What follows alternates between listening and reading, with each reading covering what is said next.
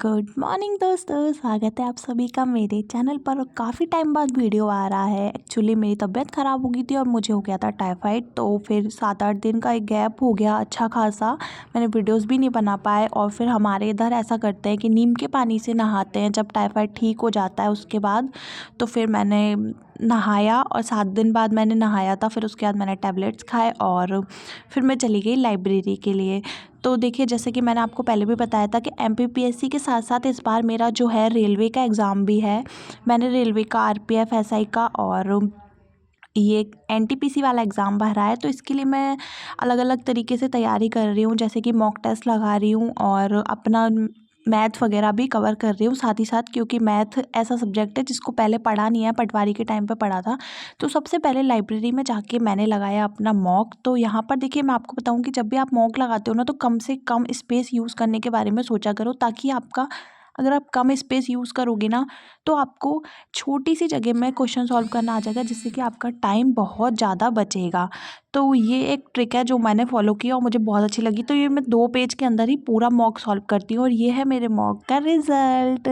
फिर उसके बाद मैं आ गई घर और मैंने खाया ये मरीज़ों वाला खाना, क्योंकि अभी फ़िलहाल मेरा परहेज चल रहा है, तो मैं ज़्यादा तेल वाला ऑयली खाना नहीं खा रही हूँ। फिर उसके बाद मैंने भैया के साथ की मस्ती और मैं आ गई वापस से पढ़ाई के लिए कॉन्संट्रेट होके। फिर उसके बाद में मुझे जाना था लाइब्रेरी, पर मैं लाइब्रेरी नहीं जा पाई। अभी मेरी थोड़ी तबीयत ठीक नहीं है, तो फिर मेरे अंदर उतनी एनर्जी फील नहीं होती। तो मैंने सोचा चलिए सेकंड स्लॉट की पढ़ाई घर पर ही पढ़ लेते हैं। आप लोग बताना, आप लोगों की पढ़ाई कैसी चल रही है। और ये टाइम ऐसा चल रहा है, थोड़ा फेस्टिव सीज़न भी है और दिवाली आने वाली है। तो जैसे कि दिवाली आने को होती है ना, तो पढ़ाई करने का मन थोड़ा सा कम करता है। जब मैं ये वीडियो शूट कर रही हूँ तो आज है, पता नहीं, शायद संडे है, और मैं ये सोच रही थी कि अब दिवाली की सफाई भी करनी है और इतनी सारी चीज़ें हैं, तो कैसे टाइम को इन 8-10 दिनों में मैनेज करें कि पढ़ाई भी हो जाए और साथ ही साथ एंजॉयमेंट भी हम अच्छे से कर लें, क्योंकि एग्ज़ाम तो है ही।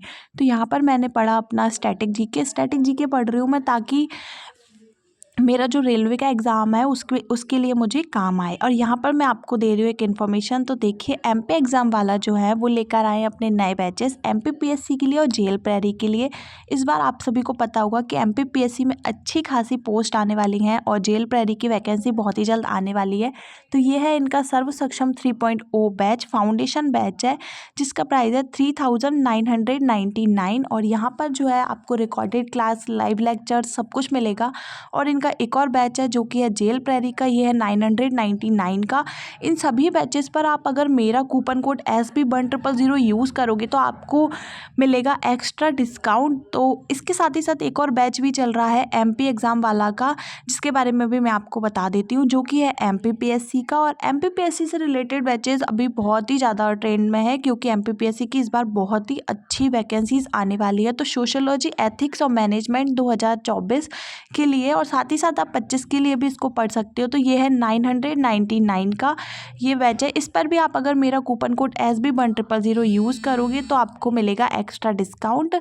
और साथ ही साथ मैं आपको बता देती हूँ एक बैच के बारे में, और जो है टेस्ट सीरीज से रिलेटेड। जब भी टेस्ट सीरीज़ की बात आती है या फिर पीसीएस की बात आती है, तो आंसर राइटिंग करना बहुत ही ज़्यादा ज़रूरी होता है। तो उसके लिए टेस्ट सीरीज़ लगाना मेंस के लिए बहुत ज़्यादा ज़रूरी होता है। तो अगर आप मेंस की टेस्ट सीरीज़ लेना चाहते हो तो ये टेस्ट सीरीज़ आपके लिए बेस्ट है, 999 की है। और इसको आप, इन सभी बैचेस की जो भी लिंक्स है ना, वो मैं आपको डिस्क्रिप्शन बॉक्स में दे दूँगी, ताकि आप ईजिली वहाँ से जाके परचेस कर सकते हो। और मेरा कूपन कोड SB1000 ज़रूर यूज़ करना। और फिर मैं उसके बाद चली गई लाइब्रेरी। मेरी 2 स्लॉट की पढ़ाई तो कंप्लीट हो गई थी। फिर उसके बाद में मुझे पढ़ना था, और क्योंकि अभी क्या है कि मैथ भी पढ़ना है, साथ ही साथ में जीएस भी कंप्लीट करनी है, और काफ़ी सारे एग्ज़ाम्स जो है वो अब आने वाले हैं जल्दी जल्दी। तो उसके लिए काफ़ी सारी प्रिपरेशन जो है अब वो एक साथ करनी पड़ रही है, और फेस्टिव सीज़न भी आ गया है, तो सारी चीज़ों को मैनेज करना पड़ रहा है। तो यहाँ पर मैं आपको बता दूँ कि मैंने अपने मैथ्स के नोट्स बनाए थे। तो जो मैंने नोट्स बनाए थे, तो उनको, अगर आप नोट्स बना के पढ़ाई कर रहे हो तो आपके लिए बहुत ईजी हो जाता है। अगर आपको कोई टॉपिक मॉक में नहीं बन रहा, तो आपको उस टॉपिक को ईजिली आप देख पाते हो। छोटे छोटे फॉर्मूले होते हैं, छोटी छोटी अप्रोच होती है, जो कि आप नोट करके रख लेते हो कि हाँ, ये वाली अप्रोच जो है बहुत अच्छी है और इस वाले क्वेश्चन में लग जाएगी। तो इस प्रकार से जो है आप छोटी छोटी चीज़ें अपनी नोट डाउन कर लोगे तो बहुत अच्छा रहेगा। तो आप ये चीज़ फॉलो करना और ऐसा करके देखना, किसी भी टॉपिक को अगर आप लिख लोगे तो फिर आपको उससे बहुत हेल्प हो जाएगी। तो यहाँ पर मैं वही देख रही थी, क्योंकि फिर मुझे मॉक लगाने से पहले छोटे छोटे फॉर्मूलेज जो है वो देखने पड़ते हैं। और अभी मैथ्स की जैसे कि प्रिपरेशन चल रही है, साथ ही साथ रीजनिंग का है। तो रीजनिंग का मैं आपको बता दूं कि रीजनिंग की प्रैक्टिस आपको करनी है, पर आपको मॉक ज़्यादा लगाने हैं, क्योंकि मॉक लगाने से क्या होगा, रीजनिंग का आपका एक अटैम्प्ट बनेगा कि आप कितने अटैम्प्ट कर पा रहे हो और आप एक टाइम में अटैम्प्ट कर पा रहे हो क्वेश्चंस को या नहीं कर पा रहे हो। तो वो चीज़ें रहेंगी, इसलिए आप मॉक पर ज़्यादा ध्यान देना रेलवे के एग्ज़ाम के लिए, तो स्पेशली ज़्यादा ध्यान देना। उसके अलावा फिर है, मैं वापस से अपनी पढ़ाई करने बैठी तो मैंने सोचा चलिए करंट भी पढ़ लेते हैं, क्योंकि करंट जो है वो किसी भी एग्ज़ाम के लिए बहुत ज़्यादा इंपॉर्टेंट होता है। और करंट को पढ़ना आपको अपने आप में ही करंट के लिए अप्रोच लगानी पड़ेगी कि आपको कहाँ से और कैसे पढ़ना है, क्योंकि करंट पढ़ने के लिए कोई भी एक अप्रोच नहीं होती है। आपके एग्ज़ाम के हिसाब से आपको देखना पड़ता है कि आपको किस प्रकार की करंट जो है वो पढ़नी है, किस टाइप का आपका पता होना चाहिए। तो पूरा नहीं पढ़ना होता है, पर आपको एक अप्रोच पता होनी चाहिए एग्ज़ाम की कि आपके एग्ज़ाम में किस प्रकार की करंट आ रही है, तो उसी हिसाब से आपको पढ़ना रहता है।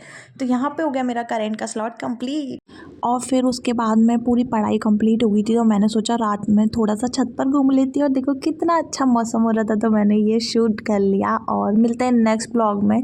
आप लोग प्रे करना कि मेरी जल्दी से जल्दी तबीयत ठीक हो जाए और मैं बहुत अच्छे अच्छे वीडियोज़ आप लोगों के लिए लेकर आऊँ। मिलते हैं नेक्स्ट ब्लॉग में।